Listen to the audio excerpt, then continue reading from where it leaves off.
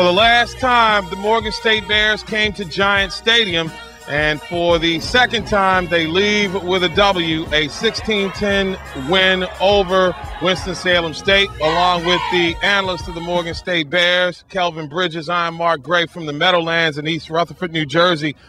They made it tough against an opponent that we thought it should have been a lot easier for, but a W is a W, huh?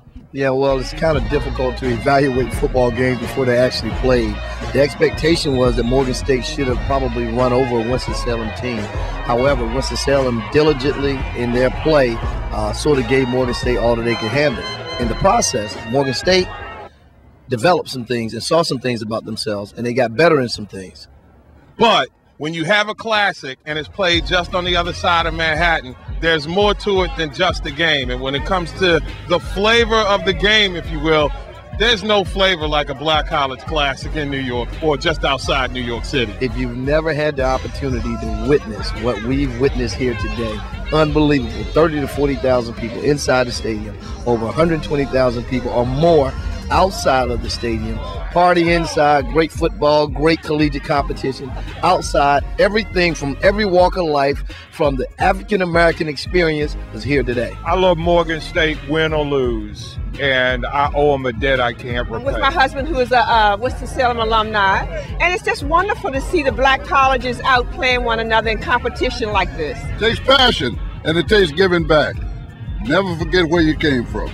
Yes, and I'm alumnus of Winston-Salem State, and of course I'm here to support my team. Why do you think that a game like this in a place that doesn't have any traditional HBCUs to speak of is such a big part of the fabric of this community? Just for that reason. A large majority of students that matriculate to Morgan State University do come from this area. Many of folk here now started in historically black institutions. They matriculated to the north. They're successful people in their lives, but they want that same experience for their children. That's why these classes are happening all over the country now. There are places out in the Midwest that are lobbying for this because they're alumni from all different historically black institutions throughout the country saying, hey, look, let's bring some of these things to our neck of the woods. Well, the Whitney Young Classic is very special. This is the game that you fight to get a spot to go to because of all the fans, and you're also representing HBCUs to a lot of younger children who have never been exposed to HBCUs. So it's a lot of pride that goes into this game, and the girls that are here fought hard to be here, and it's about 20 more at home. It's a great opportunity for us, a great opportunity to get to market our school, especially in this area. We draw a lot of students from this area. The university is growing, some exciting things going on, so this is just a great platform to help us get the word out in this area, even bigger. Some of these people didn't go to college, but they're here to support, so everybody knows how important it is to come support the black schools. HBCU football is more than just a game. All you got to do is pay attention to the flavor outside, the tailgating, the atmosphere. I mean, I don't think if you go to a major college matchup anywhere that you have people grooving to the sounds of Motown prior to the kickoff of the contest. And there may have actually been more people outside during the course of the game than there were here while we were playing. Unbelievable experience, just the positivity and the energy. Had the opportunity to interview a couple of young men, got to be in their early 20s, and to hear these young men talk about the fact that it's a family atmosphere.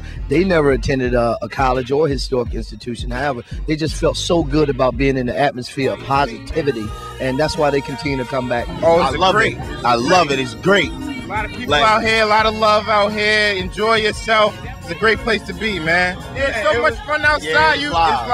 It's like we come for the game, but when we come out here, there's so much love, we forget where we at. The game in New York has always been a special place. Giant Stadium holds a very special place in the heart of the Morgan State Bears. When you consider NFL Pro Football Hall of Famer Roosevelt Brown, one of the first African-Americans to go into the Hall of Fame, is a graduate of Morgan State. And when you start talking about former Bears shining on a day like this, on the final day in this historic ballpark as the new Giant Stadium goes up before us just on the other side of the stadium, you get the feeling that he and Big House probably having a high five right now. I just wonder who was Big House pulling for today. Well, I don't know. That's a tough spot for most people. But he built that legacy at Winston-Salem State University. So I don't want to speak for Big House, but I can tell you who Roosevelt Brown was pulling for. He would get pleasure out of being here and seeing all the people, and joining the activities.